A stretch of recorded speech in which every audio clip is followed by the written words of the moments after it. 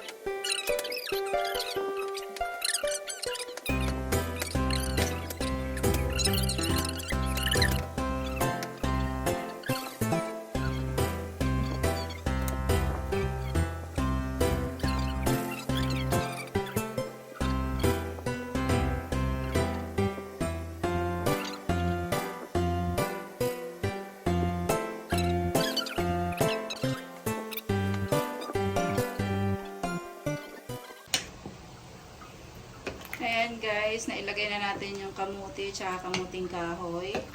So, dahil nagkamali hindi na i-video, ayan. Pero nailagay na namin, sinabay na namin sa ano kasi.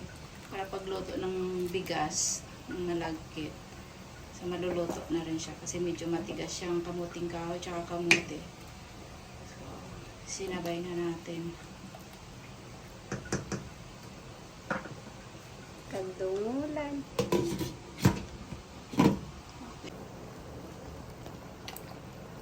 Natin yung isang gata.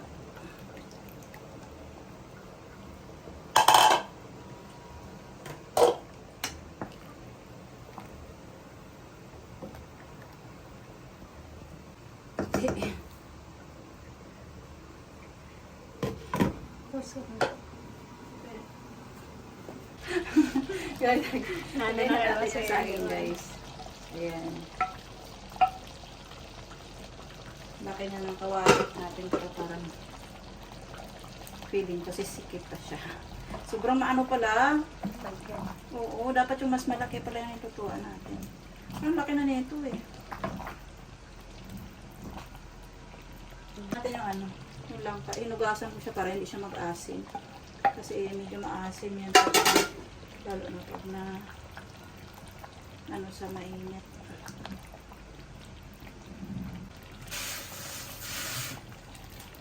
Lagay na rin natin yung sago guys. Ayan.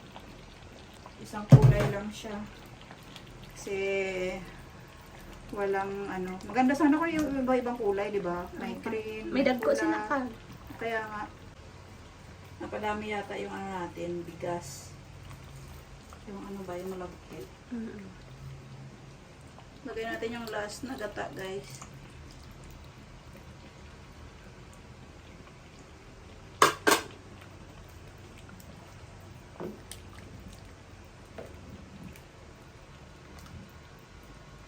Sabay-sabay na rin. Parang sabay-sabay na maluto. Kasi lutong-luto na siya, oh.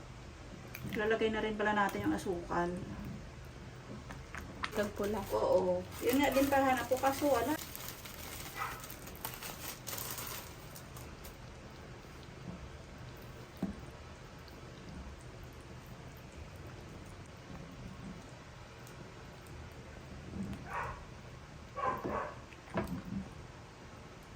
Ganda ng kulay ng ano, kamote. Siya yung Meron din yellow. siyang ano, maganda sana kung may yung ano, yung sago natin ay ano, iba-ibang kulay.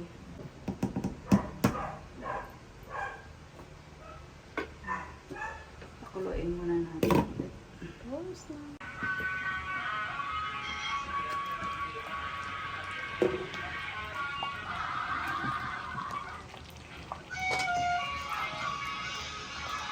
Ayan guys, luto na siya. So, pwede na natin kainin. Si-serve na natin.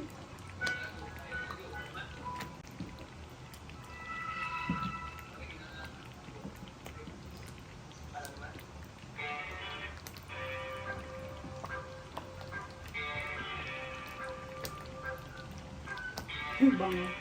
Ganun.